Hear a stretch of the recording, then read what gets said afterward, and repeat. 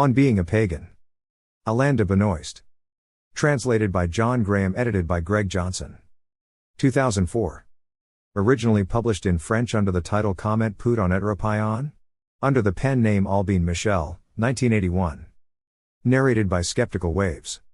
Chapter 19, Politics and Anti-Politics. The fact that man comes from a unique source in the biblical story of creation does not only cast the foundation for philosophical universalism. It also represents a deliberately egalitarian option. The Hebrews, in their reflection on the first moments of humanity's existence, Wright Eisenberg and Abecassis, spontaneously elect a single ancestor to serve its origin. Why?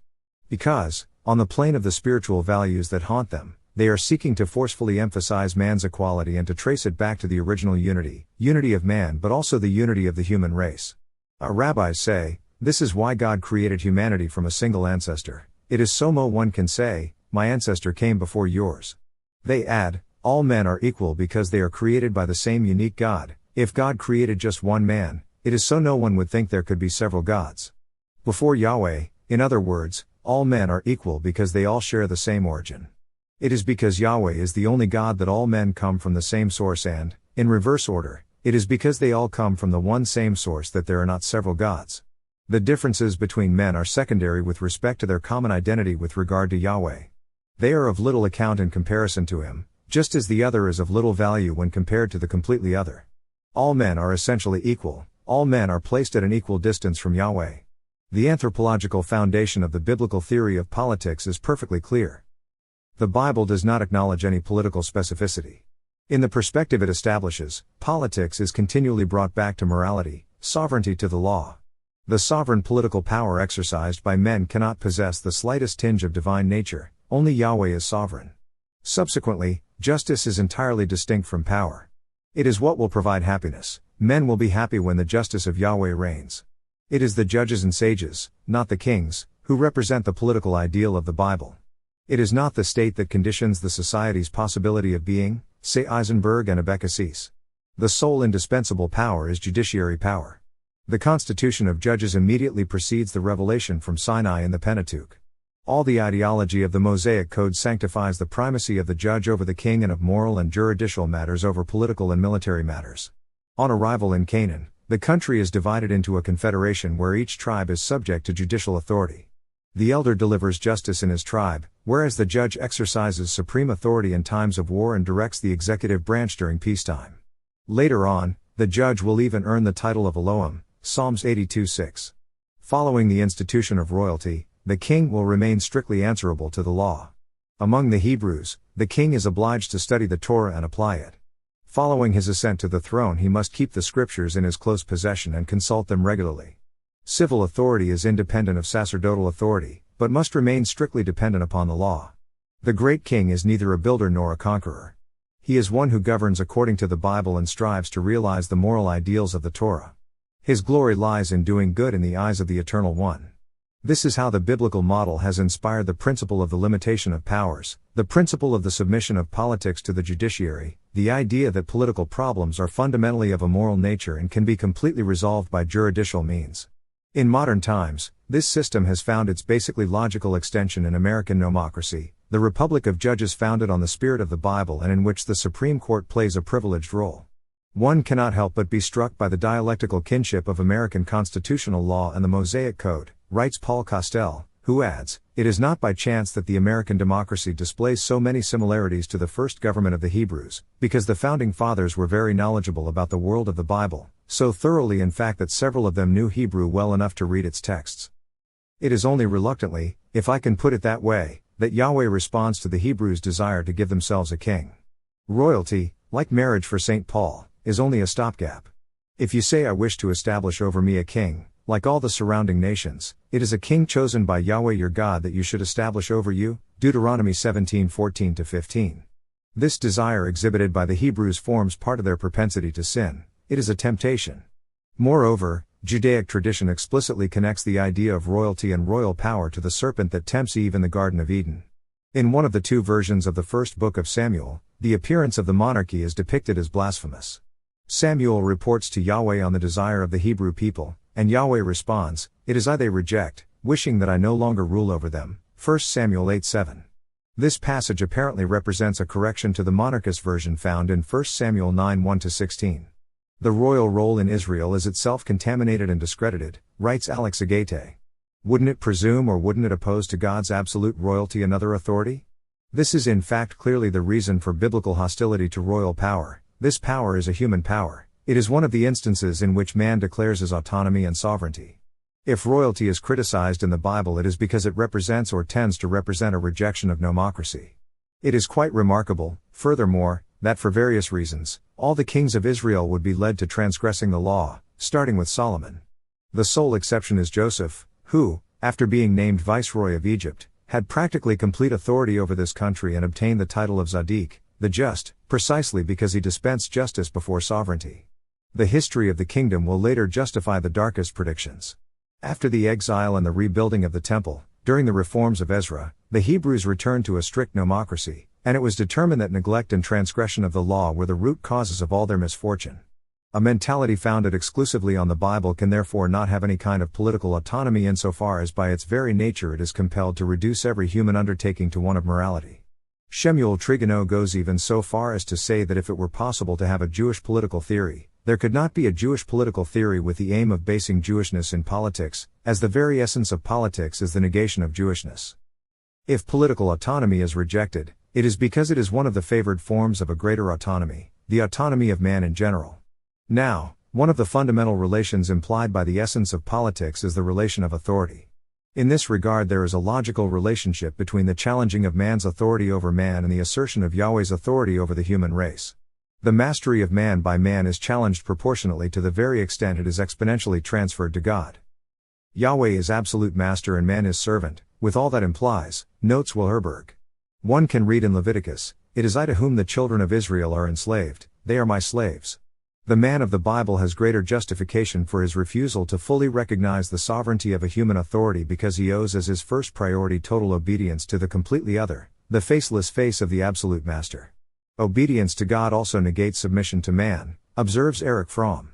A similar argument can be found when Blandine Barrett Kriegel asserts that a human law is only legitimate as long as it remains subjected, subordinated, secondary, as long as it does not work on the tabula rasa, a clean slate, a white page, as long as it does not compete with God. Such a law does not necessarily entail slavery on condition it is promulgated by slaves. As it has no power over the property of others, as it is limited by the rights of man, it is not a form of servitude. The refusal of mastery therefore pushes as far as possible the refusal of the normal situation in which the social human substance is dichotomized, in a way that is always plural, subject to challenge, never unilateral or frozen, between objects and subjects. This is, in short, the refusal of any situation that would mean more power for man and self-expansion.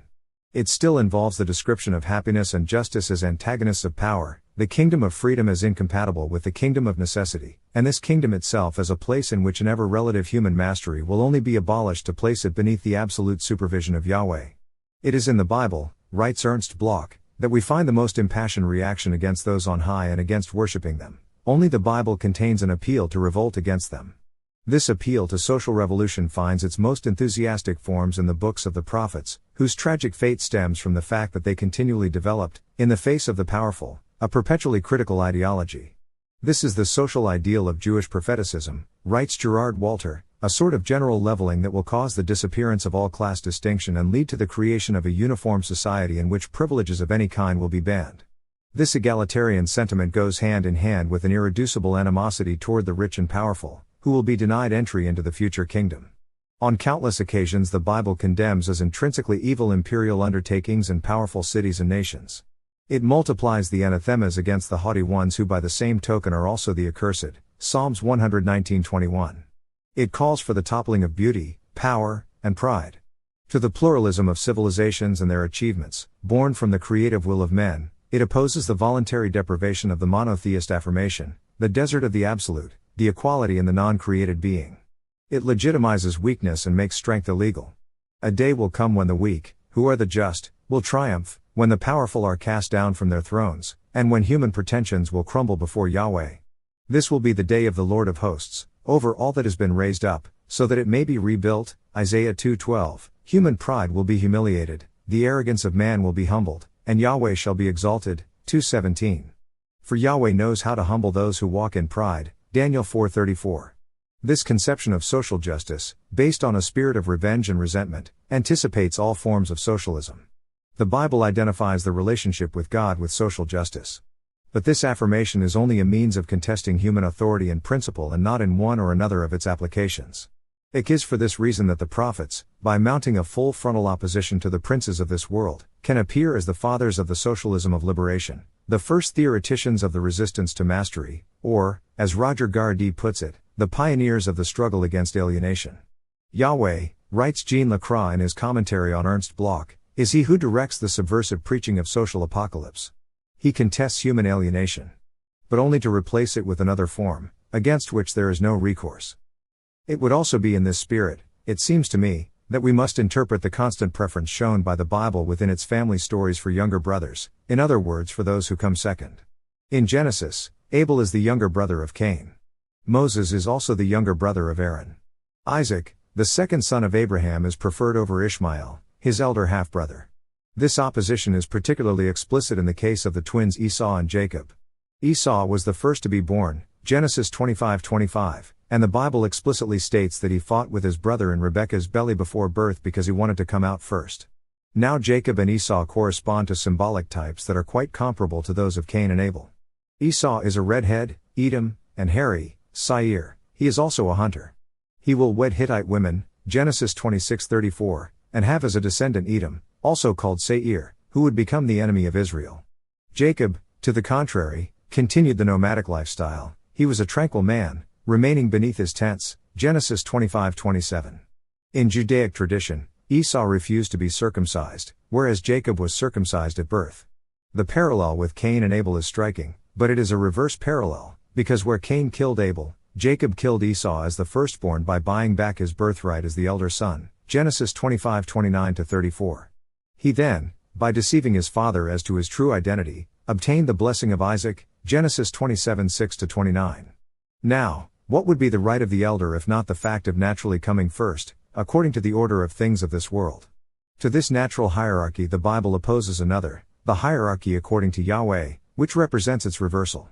The preference given the younger versus the elder brother is only a metaphor for the preference given to the second, to the last, as opposed to the first, to the weak against the powerful, to he who is humble, therefore blessed by Yahweh, against he who is proud, therefore pagan.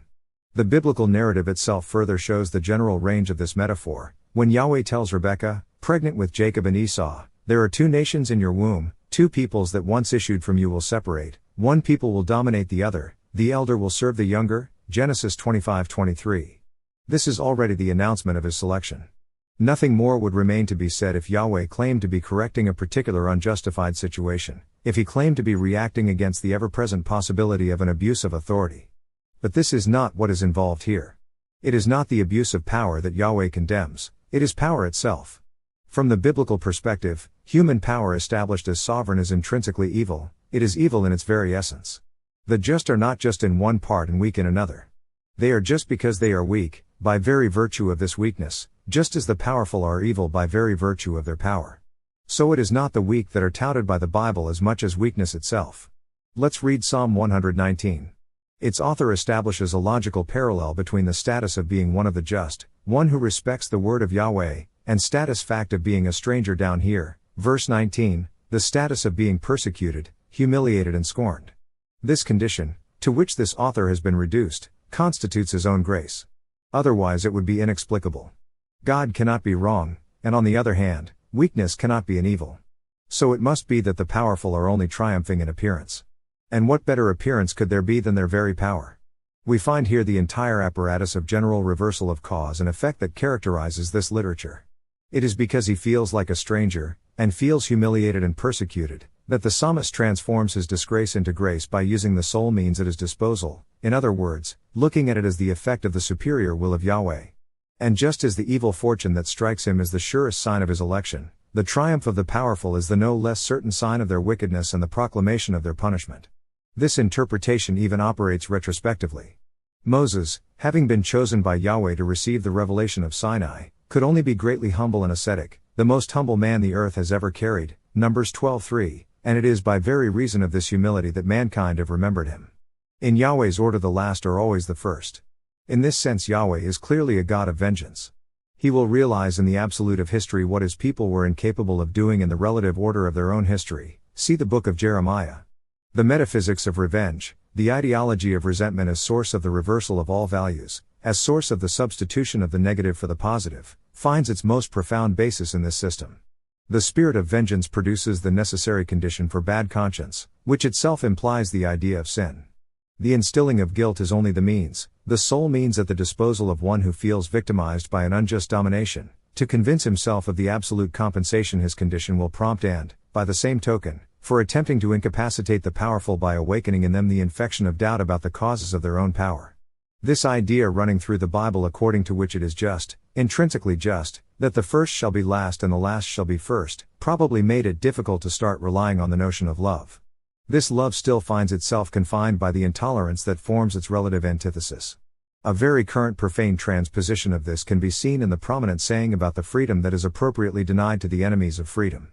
The culmination of this idea in Christianity will be the discourse of the Beatitudes, Matthew 5:3-12, Luke 6:20-26, a veritable program for the reversal of all values, and first the reversal of the classic equation of paganism: good equals noble equals powerful equals beautiful equals happy equals beloved of God. The wretched alone are the good, the poor, impotent, lowly alone are the good, the suffering, deprived, sick, ugly alone are pious, alone are blessed by God, blessedness is for them alone, and you the powerful and noble, are on the contrary evil, the cruel, the lustful, the insatiable, the godless to all eternity, and you shall be eternally the unblessed, accursed, and damned. Max Weber, like Nietzsche, could read in the Sermon on the Mount the sketch of a slave revolt. The New Testament subtly develops themes that are connected to this regarding the curse of wealth, the immorality of material possession, and so on. To his disciples Jesus declared, "You know that those regarded as the leaders of the nations are as lords to them that live there, and the great ones make their power felt. But so shall it not be among you, to the contrary, whosoever will be great upon you shall be your servant, and whosoever would be first among you will be the slave of all." Mark 10:42-44. This theme comes up several times, notably in Matthew 20:25-27. We can even find the echo of this social morality in the Fathers of the Church, and even in the theory of value enunciated by St. Thomas Aquinas, which was an early foreshadowing of David Ricardo and Karl Marx. As we know, early Christianity began by directing its appeals to the classless and ignorant. In the 2nd and even 3rd centuries, the Christian Church was still overall, although with many exceptions, an army of have-nots. This fact, moreover, contributed to its success, as it allowed it to benefit from the aspiration toward social revolution. Christianity offered to the underprivileged the conditional promise of a better legacy in the other world. Several rival pagan religions did as much. But Christianity had a bigger stick and a juicier carrot. Christianity, finally, did not fail to develop the idea of the just suffering and triumphing, by leaning on the example of Jesus himself, who would only return to glory after having consented in advance to his degradation on the cross, a degradation intended to redeem humanity. God on the cross, is the fearful hidden meaning behind this symbol still understood? Everything that suffers, everything that hangs on the cross, is divine. We all hang on the cross, consequently we are divine. The dialectic of weakness that is not weakness and the strength that is not strength, in other words, the appearance of strength and the appearance of weakness, can also be seen in St. Paul, whose poetics Claude Tresmonton has no hesitation in comparing to the Chaplinesque antihero. It is Paul who said that as wisdom was folly and power was weakness, he must glorify his weaknesses. Most gladly therefore will I rather glory in my infirmities, that the power of Christ may rest upon me. This is why I take pleasure in infirmities, in reproaches, in persecutions, and anguish endured for Christ's sake, for when I am weak then am I strong. 2 Corinthians 12:9-10. In the political domain, Christianity did not begin, logically enough, to assume more pagan features until after its accession to power. It is in the Euro-Christian blend that the biblical problematic reverses itself, and it is asserted that man must obey the king in the same way the king obeys God, that temporal authority is itself the expression of divine will, and so forth. The institution of Christianity could only survive at the price of a compromise between its constituent principles and an elementary political realism of primarily Roman origin. As Julius Evola writes, in theory, the Western world accepted Christianity, but for all practical purposes it remained pagan, thus the outcome was some sort of hybridism. Even in its attenuated and Romanized Catholic version, the Christian faith represented an obstacle that deprived Western man of the possibility of integrating his authentic and irrepressible way of being through a concept and in a relationship with the sacred that was most congenial to him. In turn, this way of being prevented Christianity from definitely shaping the West into a tradition of the opposite kind, that is, into a priestly and religious one conformed to the ideals of the ecclesia of the origins, the evangelical pathos, and the symbol of the mystical body of Christ. Over the course of the centuries, this hybrid model has never detached itself from its ambiguities, which have affected every form and ideal of a Christian state or a Christian politics. In Avola's words, we should not try to dissimulate the antithesis existing between, on the one hand, the pure Christian morality of love, submission, humility, mystical humanism, and, on the other hand, ethical political values such as justice, honor, difference, and a spirituality that is not the opposite of power, but of which power is a normal attribute. The Christian precept of returning good for evil is opposed by the principle of striking the unjust, of forgiving and generosity, but only to a vanquished foe, and not to an enemy who still stands strong in his injustice. In a virile institution, as contemplated in the ideal of the true state, there is little or no room for love, conceived as the need to communicate, to embrace others, to lower oneself and to take care of those who may not even ask for it or be worthy of it. Again, in such an institution there can be relationships among equals, but without a communitarian social and brotherly tint, established on the basis of loyalty, mutual acknowledgement and respect, as everyone retains his own dignity and a healthy love for distance. I will not discuss here what consequences would ensue on the political plane if we were to take literally the evangelical parables concerning the lilies of the field and the birds of the air, as well as all the other nihilist teachings that are built on the overthrow of earthly values and on the idea of the imminent advent of the regnum. Under these conditions it is completely natural that Christianity, which is today carrying out a critical analysis of its own history, would take some distance with regard to the principles that allowed it to establish itself as a power. The oft-proclaimed return in the gospel, the primacy of the pastoral over the dogmatic, thus bring an end to an equivocal situation, which I wholeheartedly agree has gone on too long. Faustian energy and the Christian spirit are in the middle of a divorce at the end of a union that was never truly consummated, and the notion of Christian politics, even inside the church, is increasingly a subject of contention. Better, the very notion of politics faces accusations coined in the very spirit of the original biblical mentality.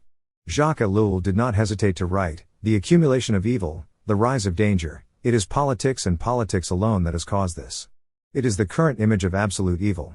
It is satanic, diabolical, very heart of the demonic. The motif invoked is always the same, it is politics that is mistaken for the universal, and dethrones God." How could it be cause for surprise that such an accusation is now being launched from every corner? Insofar as the majority of contemporary ideologies are merely crystallizations of Judeo-Christian values in secular form, it was inevitable that the ideal of the nomocracy, the devaluation of the very idea of power, the delegitimization of politics would again become theoretical watchwords. In Barbarism with a Human Face, Bernard Henle declares that it is power that is evil. In the Testament of God he declares his wish to restrict politics in order to make room for ethics and to reduce politics to its simplest expression. He adds, "My ideal state is the state with no ideal." Michel Lebris exclaims, "I have come up with the plan to write the end of politics." Shemuel Trigonneau takes a position for going beyond the master relationship, the invention of a man who is neither slave nor master. There is no need to multiply the examples, it is a veritable concert. The common denominator of all these opinions is that politics is the struggle of man's power over man and that mastery arises from the fact that all human power tends, by its own nature, to exceed itself by a tendency to mount to extremes similar to the one described by Clausewitz. One may note in passing the kinship of this hypothesis with Marxist theory, which sees politics, as we know, as deriving from economic alienation. Nor is this hypothesis a stranger to a certain liberal, mainly American, mode of thought based on the primacy of economics and juridical morality. From St. Augustine, who saw the history of Rome as the history of a band of thieves, to Erich Fromm, who denounces European heroics as a history of conquests, pride, and rapacity, the tendency remains identical. It still involves opposing a completely other that inhibits self-excelling, the immobility offered by universal peace to the flow of vital antagonisms and the limitations of egalitarianism, a pretext offered to rancune, to the limitless energy of free wills. This aspiration to void politics is obviously a utopia, and a particularly dangerous utopia. Man lives in society, and there is no society that can live without politics. As an activity, variable in form but invariable in essence, at the service of practical organization and the cohesion of society, politics is derived from humanity's elementary sociability. As Julian Freund writes, politics does not obey man's desires and fantasies.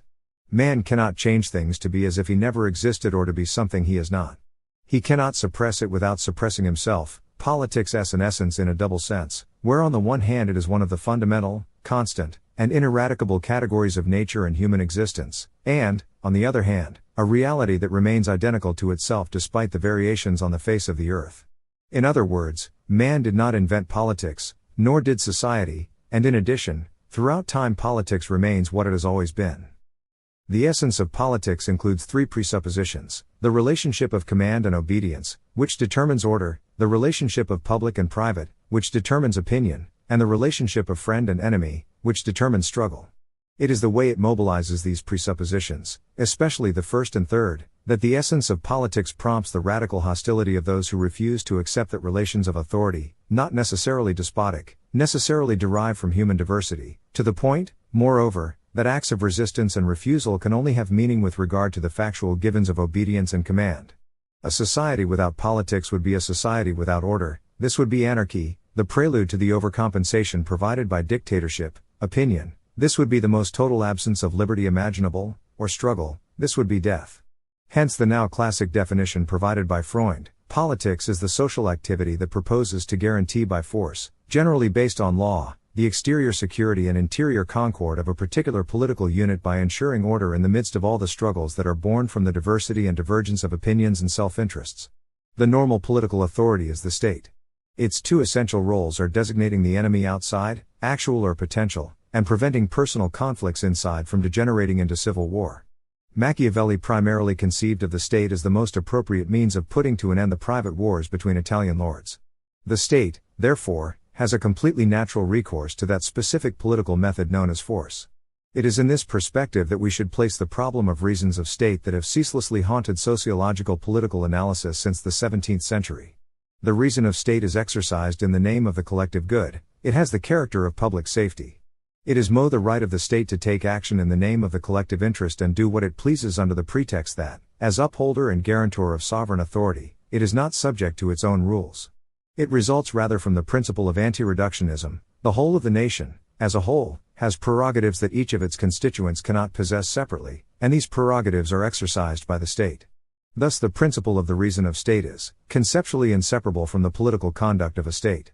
Not only could a state not be constituted without this principle, but it would be incapable of surviving, insofar as the political question, even with respect to morality, is less one of denying or abolishing it than it is of finding the conditions of justice capable of attenuating the rigor of its application. No doubt the reason of state constantly runs the risk of degrading into a simple instrument for political ruses or to serve as justification for a tyrannical politics. It does not prevent the fact that by nature it is reasonable, measured and wise, in other words, that it consists of finding the most effective solution that reduces individual and collective prejudices to a minimum with an eye to the general economy of society. In short, to believe that abolishing the reason of state is possible is to imagine that there could never be any exceptional situations.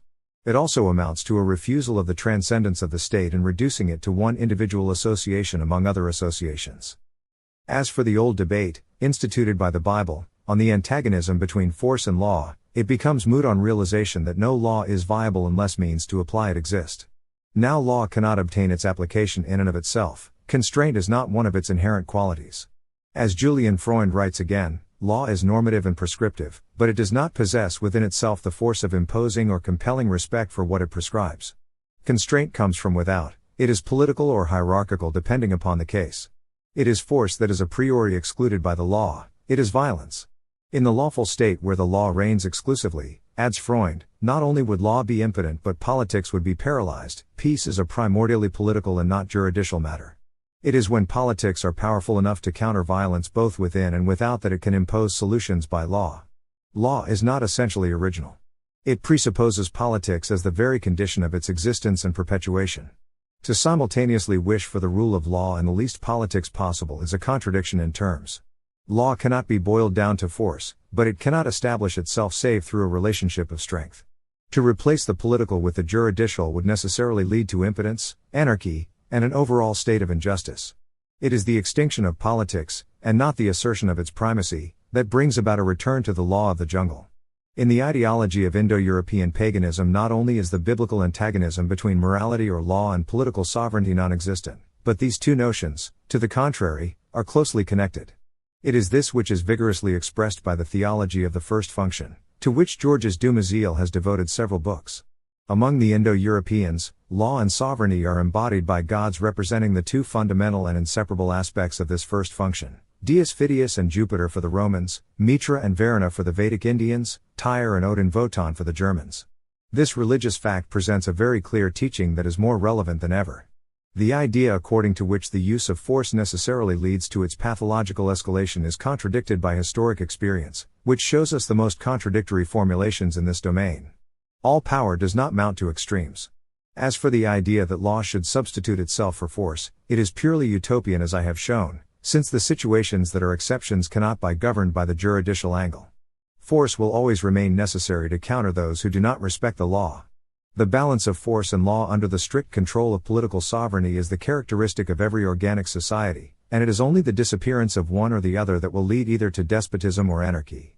In antiquity, the refusal of tyranny, resistance to a power gone mad, to an order that has become no more than established disorder, is symbolized by Antigone rising up against Creon, by Antigone, who, with the choir was seen by all Greece as being in the right, contrary to what Livy, against all the evidence, declares.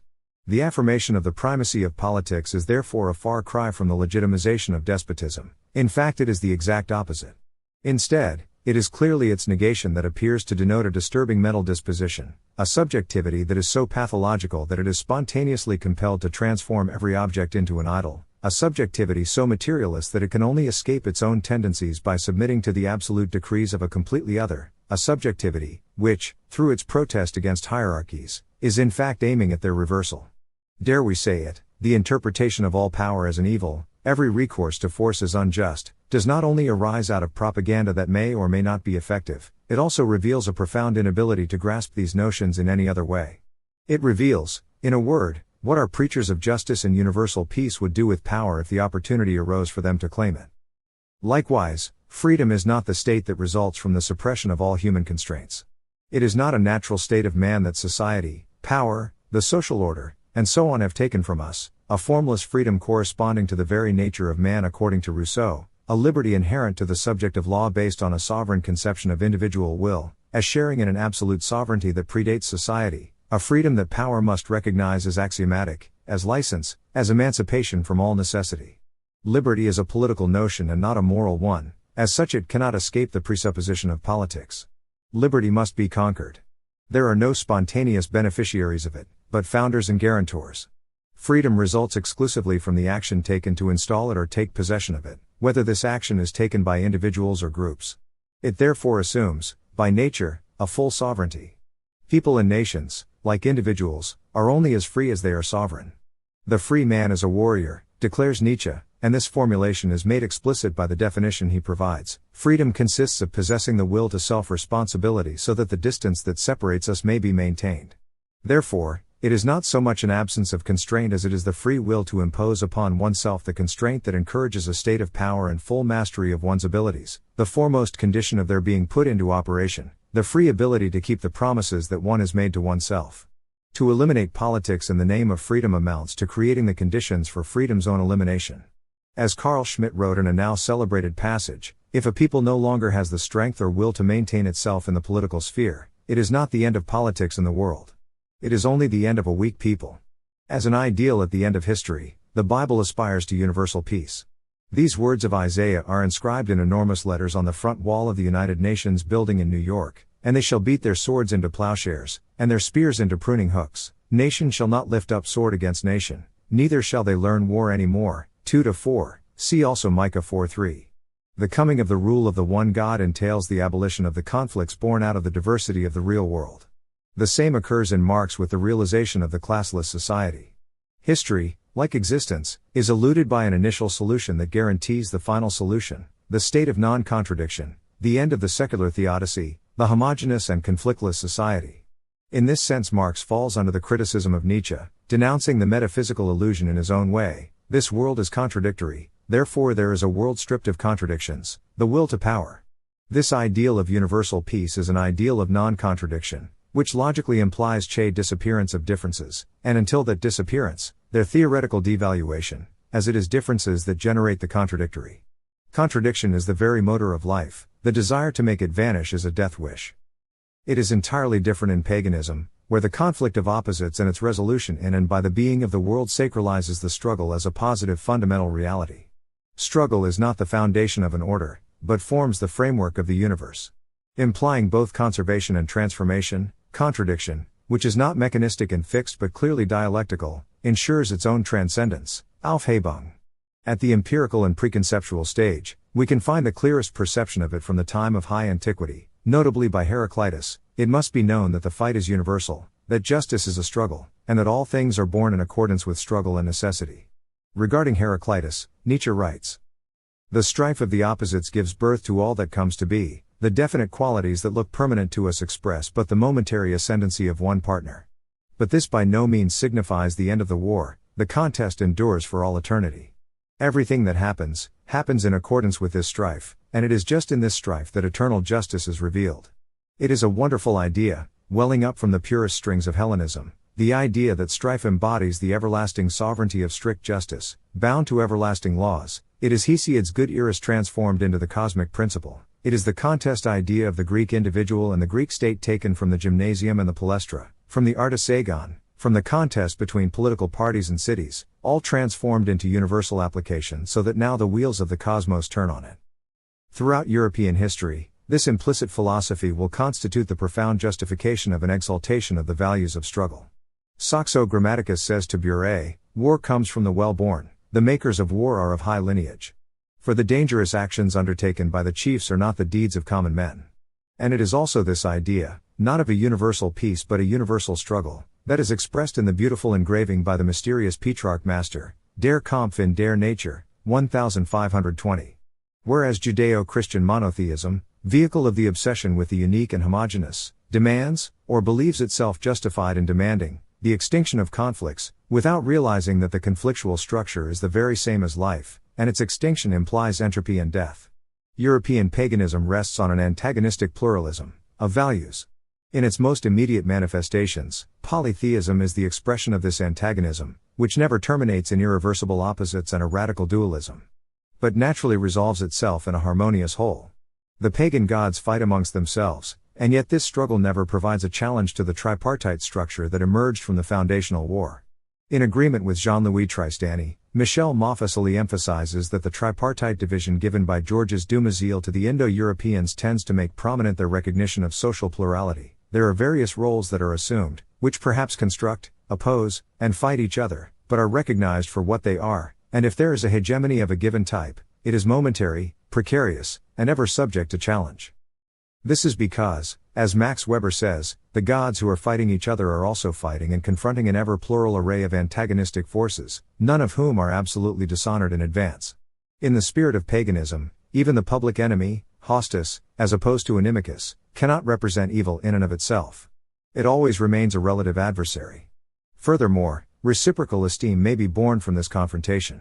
Far from necessitating the dishonoring of the enemy in order to fight him, an inevitable obligation in a pacifist system, by the same token an opponent can be acknowledged as a peer for standing up and fighting well.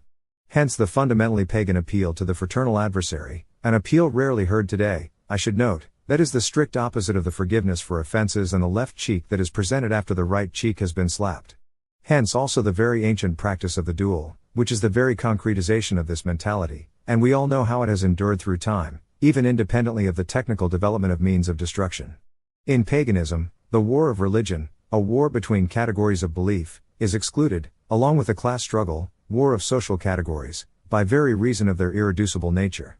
The enemy, the other, is not perceived as a criminal, but as a figure of a momentary issue. The existence of the other and alterity is not denied, but is the measure of a social existence that finds itself in confrontation.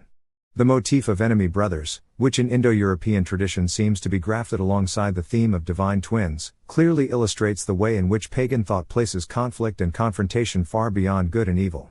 It is enough in this regard to compare, on the one hand, the opposition of Cain and Abel, or Jacob and Esau, to that, on the other, of Eteocles and Polynices, or Epimetheus and Prometheus, or even more exactly Romulus and Remus, to perceive it. It is no less remarkable, moreover, to see how the Faustian soul, mainly during the Sturm und Drang era, with Schiller, Die Braut von Messina, and Goethe, Pandora, has transformed the biblical myth of Cain and Abel. Either there is a reduced preference for the Abel type or a more overt liking for the Cain type, or maybe even both types are viewed, beyond the conflict that opposes them, as strictly complementary. These two types then become metaphors of scientia and fortitude. Where would wisdom be without strength? And it is through the reunion of these two types that harmony is created. This is the basis of the Wagnerian conception of the Wiedervereinigung der Gegensätze. In political sociology, this philosophy fully intersects with Carl Schmitt's Freund-Feind theory, the introduction of which in France is due to Julian Freund and Raymond Aron. In the concept of the political, a work that since its publication has been one of the intellectual poles of German political theory, Carl Schmitt shows that the distinction between friend and enemy, the relationship, and consequently the conjunction as well, of the friend, Freund, and the enemy, Feind, is the distinguishing relationship and very criterion of politics. The criterion of politics is the possibility that any form of opposition may develop into conflict. Carl Schmitt also shows that the replacement of politics by morality, far from leading to the extinction of conflicts, instead leads to their aggravation. In fact, from the moment conflict falls under a moral interpretation, and a morality that poses good and evil as absolutes, it becomes inextinguishable. The enemy is not suppressed but transformed from a temporary, relative adversary into an absolute enemy. The enemy in fact can only represent evil. It is the evil he embodies that one is fighting, and for this task all means are good or capable of being good. The enemy is guilty, he must be punished. This assignation of guilt to the adversary is a necessary condition for the entire system. When one is an adept of universal peace, how can one wage war unless it is in the name of a self-evident good? Under pretext of suppressing the political enemy in the name of an allegedly more human conception, notes Freund, one denatures enmity and makes it crueler, as its main concern is discovering the guilty. The entire development of contemporary international law, founded largely on the values of the Bible, actually aims at making the enemy the guilty party from the moral juridical viewpoint. Step by step, we have arrived at the idea that the enemy should not exist. If the enemy does exist, then he does so outside of human laws, outside of humanity. We then end at this paradox, that it would be permissible to exterminate a group or social class in the name of humanity, since one is not slaying an enemy but killing the guilty. Finally, and we have already come across indications of this evolution, the soldier will no longer have a military role but the role of policeman and executioner. This is the logic: a society without enemies that wishes to see peace reign through justice, i.e., by law and morals, would be transformed into a kingdom of judges and culprits. Far from justice replacing politics, one would witness a parody of justice and politics. The wars waged in the name of an abstract universal morality, yesterday it was religious morality with its wars of religion, today it is ideological morality, have always been the most atrocious. Adding the radical devaluation of some people and the good conscience of others to traditional conflicts abolishes the classic distinctions of civil and military, the state of war and the state of peace. Such wars imply the destruction of the adversary, eventually replaced by his conversion or re-education, to the very extent it is deemed impossible, and unthinkable, to come to terms with what the adversary represents. It is not merely more perfected technical means of destruction that have rendered modern wars atrocious, it is the conjunction of these means with the general diffusion of a biblical ideology of universal peace, which, when confronted by the reality of alterity and the relative enmities that flow out of it, can only confront it by putting the enemy outside humanity. To accept, on the contrary, the specificity of politics, and by the same stroke, the entire autonomy of man it denotes, is not necessarily the same as considering the enemy as a culprit. It is to acknowledge him as still qualified to be of equal dignity. If conflicts do not intrinsically fall under a moral interpretation, then the adversary does not represent evil, he is only the figure of a given problematic, and one can still respect the individual man he is inside. If my relationship to him is beyond good and evil, the other can be both my enemy and my brother. It is also by reason of its universalism that biblical thought rejects politics. Politics is essentially a particularist and non-universalist vocation, also, insofar as the clergy and intellectuals claim to be the servants of the universal, they can only be hostile to the political. To be specific, Yahweh will not shift his eyes from the absolute of humanity except to the individual absolute. In face of this gaze, individual nations, empires, and cultures are at best only contingent events, transitory outgrowths of human history and at worst merely manifestations of an undying pride. To the pagan principle of a totality connected to the world that encompasses all collective specificities, the Bible opposes a twofold and non-contradictory disassociation of a uniform humanity and the individual disenfranchised of all he belongs to. To the idea of totality in which ontological philosophy veritably reunites, or includes, the multitude, writes Levinas, it is a question of substituting the idea of a separation that is resistant to synthesis. Paganism naturally legitimizes politics, to the statutory extent in which it gives its blessing to the pluralism of collective identities, in which it even encourages, between humanity and the individual, the intermediary dimension of the specific culture with which man constructs and transforms himself. The one God, writes Freud again, is not a political being. Only polytheism is a political view of the beyond. For the same reason the whole of human society reconciled with itself as announced by Marxism, cannot be political either. From the political standpoint, the universal state is a contradiction in terms. The political world is not a universum but, if one might put it this way, a pluriversum. This corresponds with the position that all political theory is pluralist. Politics is only made in conjunction with the other, alterity is the very condition of politics. This is why the negation or devaluation of the other to the profit of the completely other, goes hand in hand with the negation or devaluation of politics. In the etymological sense, politics remains the activity of the polis, of the city, and it so happens that only paganism can accept that different cities have different gods. All sickly types aspire to form a herd. Quantity compensates them, at least they think it does, for what they lack in quality. If several suffer together they believe their suffering is reduced. Those who boast Judeo-Christian values sometimes attribute to the powerful the feelings they would have or be tempted to have if they were there in their place. They do not see that true power is an end in itself and does not aim, on condition it is tranquil, at any utility, that the will denies any end in itself and only tolerates an objective as a means in order to best itself deliberately in the game and organize a space for this game. In paganism, happiness is never the antagonist of power. But nor is it an antagonist of equity. By condemning the exaltation of weakness, paganism is not in any way aiming at justifying the crushing of the weak by the strong, nor forming the ideological alibi of any sort of established disorder. To the contrary, it claims to contribute to the formation of the spiritual framework that allows every individual, whatever his rank, assuming only that he has the will, to cultivate what inside strengthens and does not undo him. Paganism does not reproach Christianity for defending the weak who are unjustly oppressed. It reproaches it for exalting them in their weakness and viewing it as the sign of their election and their title to glory. It reproaches Christianity for not helping them to become strong. So it is not a question of opposing the strong versus the weak. Today, in any event, it is paganism that is weak and Judeo-Christian monotheism that is strong, but purely and simply of opposing a system of remaining weak with a system of becoming strong. It is also a question of making a world that is not a vale of tears, nor a theater of shadows, nor a stage where man with erratic happiness acts out bis salvation, but the natural field of self-expansion for a man capable of asserting his autonomy and establishing himself as his own project.